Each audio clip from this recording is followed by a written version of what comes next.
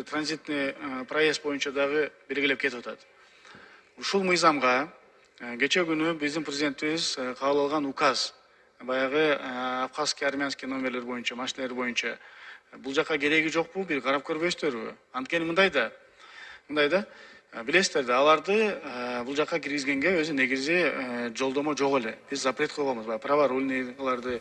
Бирок армянский менен абхазский номерлер башка бир сатуучулар киргизип базарларга сата берген да. Транзит деп кирген, на самом деле сатканга алып келишкен. Анан кыргыз элине жөнөкөй байкуш эл барса базарга сатып атса, бизде боло берет экен, сатып алат экенбиз деп сатып алып атып, мына азыр ушул жагдайга отуруп, ошончо указы кече президентибиз колдо указ чыгарып берди да. 6 айда ар кандай мына жолдор менен азыр мыйзамдарга өзгөртүү кириш керек. Эртең эле кайра биз легализация кылгандан кийин кайра эле ошол көрүнүшкө көрүнүп, алып келип дагы базарларда сатканга тыюу салуу боюнча бул жерлерге караштын кереги жокпу деген биринчи суроом да. Урматтуу мырза тургучу, муну карап көрөлү. Ол легализация боюнча урматтуу президентибиздин тапшырмасы менен 3 этап менен легализация боюнча процесстер жүрүп жатат. Ага тийиштүү жумуштарды биз алып барабыз. Ушул мыйзамга да мен азыр мына окуп бир аз немеге транзитный проезд дегенди көрүп калып ойлонуп калдым. Карап көрсөңүздөр, анан Алмаз Акунжанович өткөндө дагы айттым эле ушул боюнчачы. Рейдтер токтобой атат. Эми МВД мен ойлоп, МВД только кылат депчи. Көрсө таможня менен чогуу биргеликте кылат турбайбы? Таможня сейчас рейд өткөзгөндүн же баягы камап алган машиналерди кармаган не пайдасы бар? Указ чыкты да, 6 айдын ичинде аны легализациялашты. Аларды зачем кармап? Алар байкуштар кредит алгандар, машинесин сатып алгандар, күнүмдүк такси кылып иштегендер да. Мен илгери бир такси алып кеткен билем да. Күнүмдүгүн эле жетет. Машинесин алып койду азыр. Машинеси жок. Бүт баары стоянкада жатат. Ошону дагы бир жолу сизден суранам, Алмаз Акунжанович. Таможняда экен, маселе МВДда эмес, таможняда. Зачем их держать сейчас? Кой берип койбойбу? Убакыт берилди да, президент указ чыгарды да, 6 айда алар ордуна келтирет да. Бирок алардын бүгүнкү күнү стоянкада кармаган эч кадыжети жок. Ушуну жеткизип айтып берип койсоңуз болбосо, мен дагы азыр тийиштүү жерге жеткизем, бирок сиз азыр таможня башына поручение берип койсоңуз, жолун айтып койсун. Рахмат.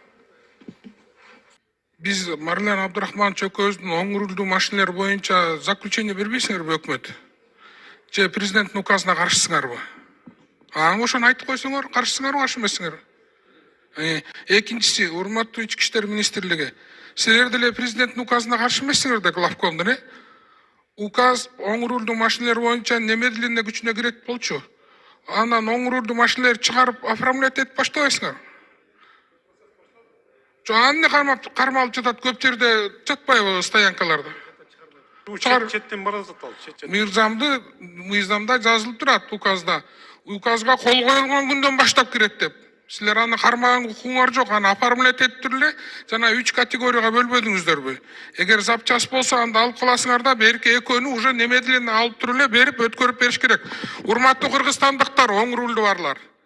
Эртеңден азыртадан барып оформлять этсеңер болот машиналарыңарды. Мына барып туруп стоянкадан чыгарып, барып туруп документиңерди алып, унага барып, жанакы төлөмдөрүңөрдү төлөп, уже президент указы күчүнө кирген. Бизге чалбагыла, барып унадан требовать эткиле, милиция органдарынан требовать эткиле, бизге чалып таможняга барып, растаможка кылып, аны алып барып, аны оформлять этип, өзүңөрдүн машинеңердин объемуна жараша бүгүндөн баштап, азыртадан баштап оформлять этсеңер болот. Рахмат. Рахмат. Мага да кайрылуу келген болчу. Лейлек районунан ушул Армения, Абхазия өлкөлөрүнө таандык номерлуу автоунаалардын ушул ээлеринен келген да. 20га жакын ушу бүгүнкү күндө ушул автотранспорттар муниципалдык мекемелеринин короосуна киргизилип турат да бүгүнкү күндөчү. Эми ал жерде айтайын дегеним, ошол билесиздер, Лейлек районунда ошол машиналар менен эл тирилик кылат да, ачыгычы. Ана муну киргизип камап, ошол жерге короого киргизип койду. Бүгүнкү күндө ошол машинанын ээлери кайрылып атышат.